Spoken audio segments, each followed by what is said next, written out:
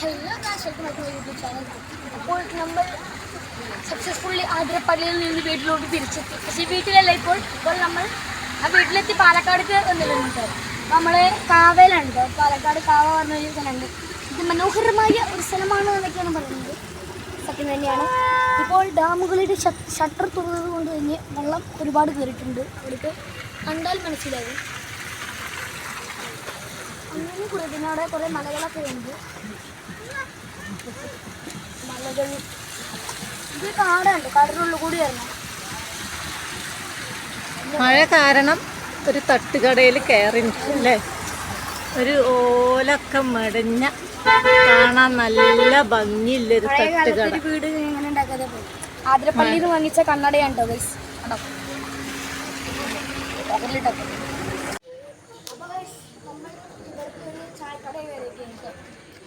ചായ നമ്മളെന്താ കുടിച്ചു വെച്ചാൽ നമ്മൾ പഴംപൊടി ബീഫ് കഴിച്ചു. അപ്പോൾ വാശിനായി പിന്നിക്കിറക്കിയപ്പോൾ വേണം നമ്മൾ പഴയ വീട് എങ്ങനെയാണ് ഉണ്ടാവുക അതേപോലെ സ്ട്രക്ചറിലാണ് ടേബിൾ ഉണ്ടാക്കിയത്. ആ പഴയ ഓലൊക്കെ വെച്ചാണ്ട് അങ്ങനെ ഉണ്ടാക്കിയാണ്. അതായത് ഫുള്ള് കാടാണ്.